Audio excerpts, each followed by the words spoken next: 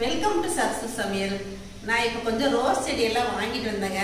அதையெல்லாம் வைக்கிறதுக்கு முன்னாடி நாங்கள் ஒரு 3 மாதத்துக்கு முன்னாடி இருந்தே அதையெல்லாம் எப்படி பராமரிக்கிறோம், கொஞ்சம் கீரை செடியெல்லாம் வச்சுருக்கோம். அதுக்கப்புறம் அதுக்கு தண்ணி விடுறது, அதை எப்படி நம்ம முறையாக பராமரிக்கணும், இதையெல்லாம் தான் நான் இன்னைக்கு உங்களுக்கு வீடியோவாக கொடுக்க போகிறேங்க. நம்ம வந்து ரோஜாப்பூ அப்படின்னாவே எல்லாரும் ரொம்ப ஆசைப்படுவோம். அடிக்கடி நாங்களும் வாங்கிட்டு வந்து தாங்க வைக்கிறோம். எங்கள் பொண்ணு 3 மாதத்துக்கு முன்னாடி கொஞ்சம் வெளியில் போனாங்க, 2-3 செடி வாங்கிட்டு வந்தாங்க. அதையும் வச்சுருக்கோம். அதெல்லாமே இப்போ கொஞ்சம் தளைஞ்சு வருதுங்க. அப்புறம் எங்கள் வீட்டில் 7 டேஸ் ரோஸ் இருந்தது உங்கள் எல்லாருக்கும் தெரியும். ரொம்ப நல்லா பூத்துட்டு இருந்துச்சுங்க. ஒரு 10-15 வருஷமே இருக்கும் அதை வச்சு. நல்ல பெரிய மரம் மாதிரியே வந்துருந்துச்சு. அது என்னவோ இந்த வெயிலுக்கு சுத்தமாகவே பட்டு போயிடுச்சுங்க. அதனால 7 டேஸ் ரோஸும் எங்கள் பொண்ணு ஒன்று வாங்கிட்டு வந்தாங்க. அதையும் வச்சு இப்போ கொஞ்சம் தளைஞ்சு வருதுங்க. கரூர் காந்தி கிராமத்தில் ரூபி நர்சரி கார்டன் இருக்குங்க. அங்கே நிறைய செடிகள் இருந்துச்சுங்க. ரோஜா செடி அதுவும் நிறைய இருந்துச்சுங்க. அந்த நர்சரிக்கு போயிருந்தேன். இன்னைக்கு ரொம்ப செடியெல்லாம் வந்து நல்லா தளதளன்னு பார்க்கறதுக்கே ரோஸ் செடியெல்லாம் அப்படியே கண்கொள்ளா காட்சியாக இருந்துச்சுங்க. ரோஜா பூ நந்தவனன்னு தான் சொல்லணும். அவ்வளோ கலர்ஸு எல்லாமே ரொம்ப அழகாக இருந்துச்சாங்க. இன்னைக்கு நான் போய் மறுபடியும் இப்போ 2-3 செடி வாங்கிட்டு வந்திருக்கேங்க. இன்னும் அதையெல்லாம் வைக்கல. இதுக்கு முன்னாடியெல்லாம் நான் எப்படி வச்சேன், எப்படியெல்லாம் பராமரிக்கிறேன் அப்படிங்கிறது தாங்க இந்த வீடியோவில். அப்புறம் அந்த நர்சரியிலையும் என்னென்ன செடியெல்லாம் இருக்குது அப்படிங்கிறதையும் நான் வீடியோ எடுத்துகிட்டு வந்திருக்கேங்க. அதையும் காட்டுறேங்க. வாங்க வீடியோக்குள்ளே போகலாம். இப்போ நம்ம காந்தி கிராமம் ரூபி நர்சரி கார்டனில் தான் இருக்கோங்க. இந்த இடம் வந்து கரூர் டு திருச்சி ரோடுங்க. காந்தி கிராமத்தில் ஆயுதப்படைக்கு ஆப்போசிட்டு, அதாவது லார்ட்ஸ் பார்க் ஸ்கூலுக்கு ஆப்போசிட்டில் இந்த ரூபி நர்சரி கார்டன் இருக்குதுங்க. இங்கே வந்து இந்த சீசனில் நிறைய ரோஸ் செடி வரும் பாருங்களேன். இது பார்க்கும்போதே மனசுக்கெல்லாம் ரொம்ப நல்லாயிருக்கும். காலையில் எழுந்திரிச்சோன்னே அப்படியே போய் ஒரு அரை மணி நேரம் 1 மணி நேரம் இந்த செடிகளோட இருந்துட்டு வந்தால் அதுவே மனசுக்கு ரொம்ப நல்லா இருக்குங்க. செடி வாங்கினது என்னவோ 2-3 தான் பார்த்தோம். ஆனால் ஒரு ரோவும் வெள்ளையும் சிகப்பும் ரோஸும் மஞ்சளும் அந்த கலரையெல்லாம் பார்க்கும்போதே அப்படியே மனசுக்கு அவ்வளோ ஒரு இதமாக இருந்துச்சுங்க. அவ்வளோ செடிகள் வந்துருந்துச்சுங்க. அதாவது குற்றாலத்தில் தான் இந்த சீசன்லாம் வந்து நிறைய ரோஸ் செடி இருக்கும். இப்போ எல்லா பக்கமுமே வந்து இப்போ நர்சரியில் இப்போ கொண்டு வந்து வச்சுட்டாங்க. அதுவும் இந்த ரூபி நர்சரி கார்டனில் நிறைய வச்சுருக்காங்க. இதெல்லாம் பட்ரோஸுங்க. பட்ரோஸும் வந்து கலராக நிறைய இருந்துச்சு. பட்ரோஸும் எங்கள் வீட்டில் இருந்துச்சு, பட்டு போயிடுச்சுங்க. அதனால் ஒன்று வந்து இப்போ நாங்கள் வாங்கியிருக்கோம். அப்புறம் இந்த செடியில் இன்னொரு ஸ்பெஷல் என்ன அப்படின்னா, முள் இல்லாத செடி அப்படின்னு சொன்னாருங்க. முள் இல்லாத ரோஜா, அது எப்படி ரோஜாவில் முள் இல்லாமல் இருக்கும் அப்படின்னு நானும் தொட்டு பார்த்தேன். ஒரு முள் கூட இல்லைங்க இந்த பட்ரோஸில். அதனால் இதில் ஒரு செடி வாங்கிக்கிட்டேங்க. அப்புறம் முள் இருக்கிற ரோஜாலேயும் பட்ரோஸு ஒன்று வாங்கினேன். மொத்தம் 2 பட்ரோஸே வாங்கிட்டேங்க. அப்புறம் அந்த கார்டன் பராமரிக்கிறவர் அவங்கக்கிட்டேயே சொல்லி, எங்களுக்கு நல்லதாக வந்து கிளை பிரிஞ்ச மாதிரி இருக்கிறத நீங்களே பார்த்து ஒன்று எடுத்து கொடுங்க அப்படின்னு சொல்லிட்டேங்க. அப்புறம் அவரே பார்த்து நல்ல செடியாக ஒன்று எடுத்து கொடுத்தாரு. இப்போ இதுலேயும் நான் வாங்கிட்டேங்க. இந்த செடி வந்து ஒன்று 100 ரூபா சொன்னாங்க. அப்புறம் மீதியெல்லாம் தொட்டியில் இருக்கிறதா தான் நான் வாங்கினேன். அப்புறம் எல்லோவில் ஒன்று வாங்கலாமா அப்படின்னு பார்த்துட்டு இருந்தேன். அப்புறம் இப்போ தான் சமீபத்தில் எங்கள் பொண்ணு வாங்கிட்டு வந்தாங்க. சரி அப்படியே யோசனையிலேயே அப்படியே போயிட்டு அந்த பிங்க் கலர் வாங்கலாமா இல்லை ஆரஞ்சு வாங்கலாமா அப்படின்னு சொல்லிவிட்டு, அப்புறம் அவர்கிட்ட உள்ள அந்த ரூம்குள்ளே இருந்தார். அவர்கிட்ட போய் கொஞ்சம் மண் கிடைக்குமா அப்படின்னு சொல்லிவிட்டு அவர்கிட்ட கேட்டேங்க. அப்புறம் மண்ணும் தரேன் அப்படின்னு சொன்னார். அப்புறம் மண்ணும் அவர்கிட்ட கொஞ்சம் அங்கேருந்தே நர்சரியிலேருந்தே நாங்கள் வாங்கிட்டு தான் வந்தோங்க இன்றைக்கி. இந்த செடியெல்லாம் இருக்கிறத பார்த்தா இயற்கையான சூழ்நிலையில் நம்ம எங்கேயாவது ஊட்டியில் கொடைக்கானலில் ஏற்காட்டில் இருக்கிறோமா அப்படின்னு நினைக்க தோணுங்க. அவ்வளோ சூப்பராக இருந்துச்சுங்க. கலராக நிறைய வெரைட்டிஸ் வந்துருந்துச்சு இந்த வருஷம். அப்புறம் மற்ற செடிகளுமே அதிகமாக இருந்துச்சுங்க.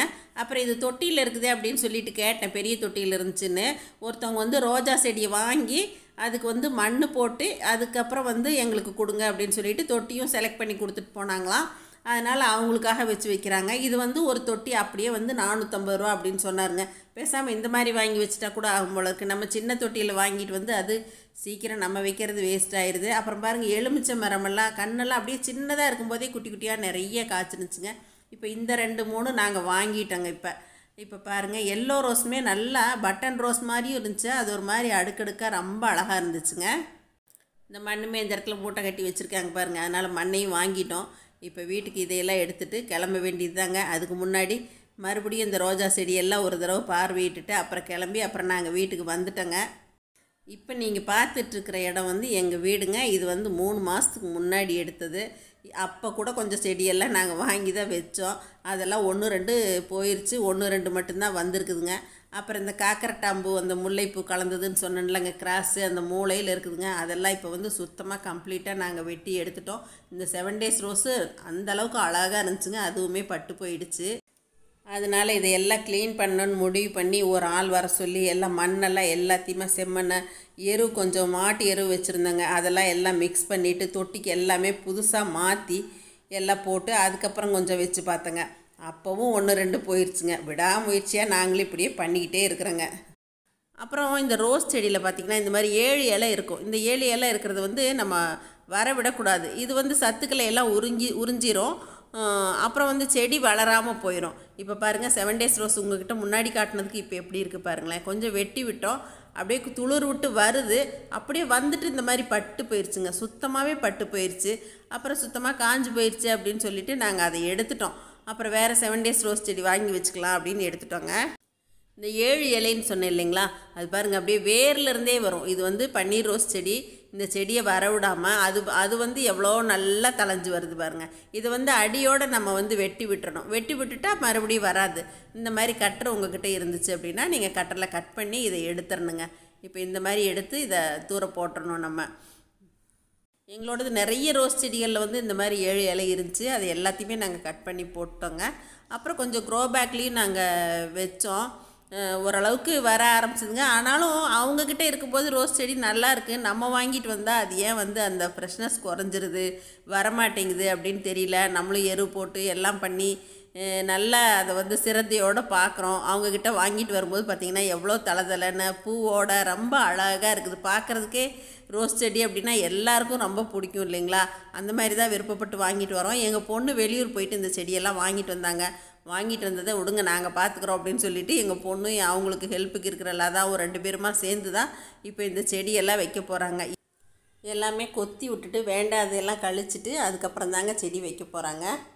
அப்புறம் அதான் வந்து அந்த கிருஷ்ண கமலம் செடி இருக்குது பாருங்கள், அதை வந்து கொஞ்சம் குச்சியெல்லாம் வச்சு படர்ற மாதிரி இப்போ அதை கட்டி விட்டுட்ருக்காங்க.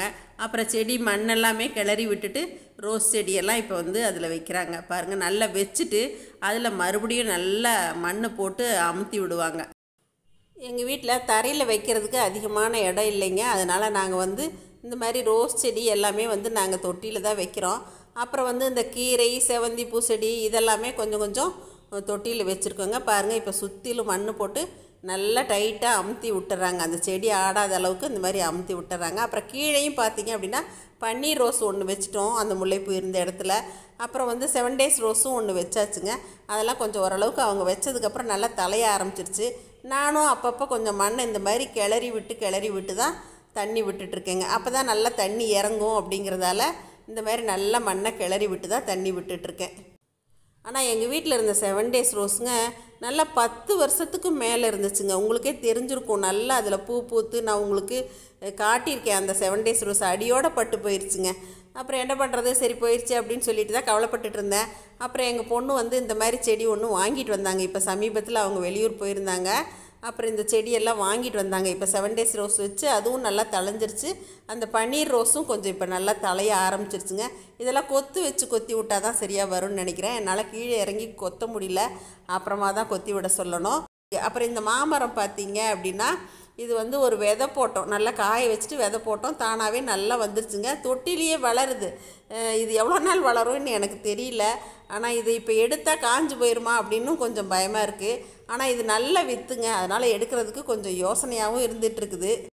இந்த வாரம் நர்சரிக்கு போனப்போ கேட்டேங்க, மாமரத்தை அப்படியே தொட்டிலே விடுங்க, போன்சாய் மாதிரி குட்டியாக காய்ச்சாலும் காய்க்கலாம், பார்க்கலாம், எடுக்காதீங்க, இனி எடுத்தால் வீணாயிருந்தாங்க. அதனால் அப்படியே விட்டுட்டோங்க. இந்த மாதிரி கொத்தி விடுற வேலையெல்லாம் செய்யும்போது ஞாயிற்றுக்கிழமை நாட்களில் தான் செய்வேங்க. அன்றைக்கி தான் எனக்கு கொஞ்சம் ஃப்ரீயாக இருக்கும். சமையல் வேலை நானும் எங்கள் வீட்டில் அவர் மட்டும்தான். அதனால் இந்த வேலையெல்லாம் கொஞ்சம் பார்ப்பேன் சண்டேஸில் மட்டும்தான். அப்புறம் இந்த கிருஷ்ண கமலம் செடி இருக்குது பாருங்களேன், அது தொட்டியில் நாங்கள் அன்றைக்கி வச்சதை உங்ககிட்ட முன்னாடி காட்டினேன். இப்போ அது நல்லா படர்ந்து போயிடுச்சு. எங்கள் வீட்டில் அதான் நல்லா அழகாக கட்டி விட்டுட்டாங்க. அதுலேயும் பூவும் பூக்க ஆரம்பிச்சிடுச்சுங்க. பாருங்கள், ஒரு பூ பூத்துருக்கு, ஒரு மொட்டும் இருக்குது. நல்லா அழகாக இருக்கும். இது சிவனுக்கு வந்து ரொம்ப ரொம்ப விசேஷம். கிருஷ்ணருக்கும் உகந்த பூங்க, எல்லா சாமிக்குமே வைக்கலாம் இந்த பூவை நம்ம. இந்த கிருஷ்ண கமலத்தை பற்றி நான் வீடியோவும் கொடுத்துருக்கேங்க. அப்புறம் செடிக்கு தண்ணி விட உகந்த நேரம் வந்து காலை நேரம் தாங்க. மாலையில் வந்து அது ஆக்சிஜன்லாம் எடுத்துக்கும். அதனால் நம்ம காலையில் ஒரு 7 மணிக்குள்ளே நம்ம தண்ணி விட்டுறது நல்லதுங்க. அதே மாதிரி இந்த மாதிரி விரல் அடைச்சிட்டு ஸ்ப்ரே பண்ண மாதிரி விடுறது நல்லதுங்க. இந்த ஹோஸ் இருந்துச்சுன்னா ஹோஸ் போட்டே தண்ணி விடுங்க. அப்போ தான் வந்து செடி மேலே எல்லாமே நம்ம நல்லா தெரித்து அதுவுமே நல்லா தளதளன்னு இருக்கும். பாருங்கள், இந்த பசலைக்கீரை மட்டும் எங்கள் வீட்டில் நல்லா வருதுங்க, சூப்பராக வந்திருக்கு. பொன்னாங்கண்ணி கீரையும் நல்லா வரும். அப்பப்போ சமையலுக்கே பறிச்சுக்குவோம். செடிக்கு தண்ணி மட்டும் காலையில் எழுந்திரிச்சோடனே தவறாமல் எப்பயுமே டெய்லியுமே விட்டுருவேங்க. நம்ம சாப்பிட்றோம் இல்லையா, அது மாதிரி தான் செடிக்கும் விட்டுருவேன். தொட்டியில் இருக்கிற செடிக்கு வந்து கொஞ்சம் குறைவான அளவு விட்டுக்கலாம். இப்போ இது பார்த்திங்கன்னா கருவேப்பிலை கன்று தானாக விதை உளுந்து முளைச்சது தாங்க. இப்போ இந்த அளவுக்கு வந்துருச்சு. இதுலேயுமே கொஞ்சம் பூச்சியெல்லாம் இருக்குது, எடுத்துடலாம் அப்படின்னு நினச்சிட்ருக்கோம். அப்புறம் உங்களுக்கு தரையில் இருக்க செடிக்கு தண்ணி அதிகமாக விடலாங்க. தொட்டியில் இருக்கிற செடிக்கு வந்து குறைவான அளவு விட்டால் போதுமானது. ஏன்னா அந்த சத்துக்கள்லாம் வந்து வெளியேறிடும். இப்போ இந்த ஃபஸ்ட்டு தொட்டி தண்ணி விடுற இல்லைங்களா, இது காலியாக இருக்குது. இப்போ வாங்கிட்டு வந்த செடியில் ஒன்று வைக்கணுங்க. இதில் பாருங்கள், புதினாவும் வீட்டில் சும்மா அப்படியே ஆஞ்சிட்டு நட்டு வச்சா வந்துருச்சு. அப்புறம் இந்த பசலைக்கீரை பாருங்களேன், எவ்வளோ ஃப்ரெஷ்ஷாக இருக்குது. சமயத்தில் அப்பப்போ பறித்து நாங்கள் வந்து இதை சூப் போடுவோம். அப்புறம் வல்லாரக்கீரை ஒன்றில் நட்டு வச்சுருக்கேங்க. இந்த மாதிரியெல்லாம் தான் எங்கள் வீட்டு தோட்டத்தை நாங்கள் பராமரிச்சுட்டு வரோங்க. இந்த முறை வாங்கிட்டு வந்தது எல்லாத்தையும் தொட்டியில் வச்சு நல்லா வளர வச்சிடணும் அப்படிங்கிற எண்ணத்தில் தாங்க வாங்கிட்டு வந்திருக்கோம். இது எல்லாமே நல்லா வளர்ந்து பூ பூக்க ஆரம்பித்ததுக்கப்புறம் உங்களுக்கு அதையும் நான் வீடியோவாக கொடுக்குறேங்க. இனிமே தான் இந்த செடியெல்லாம் நாங்கள் வைக்கணுங்க. இப்போ நான் கையில் தொடுறது தான் அந்த முள் இல்லாத ரோஜாங்க. இதையும் ஒரு தொட்டியில் தான் நட்டு வைக்கலாம் அப்படின்னு நினச்சிட்ருக்குறேங்க. எத்தனை தடவை நம்ம ரோஜா செடி வாங்கி வச்சாலும் சமயத்தில் வந்து அது பட்டு போயிடுது. இருந்தாலும் நமக்கு ரோஜா செடி வைக்கிற ஆசை விட மாட்டேங்குதுங்க. இப்படித்தான் நாங்கள் வந்து அப்பப்போ வாங்கி வச்சுக்கிட்டே தான் இருக்குங்க. இன்னைக்கு நான் கொடுத்த இந்த வீடியோ உங்கள் எல்லாருக்கும் ரொம்ப பிடிச்சிருக்குன்னு நினைக்கிறேங்க. இதை பார்த்துட்டு எப்பயும் போல உங்களோட ஃபீட்பேக் சொல்லுங்கள், ஷேர் பண்ணுங்கள், சப்ஸ்கிரைப் பண்ணுங்கள். தேங்க்யூ.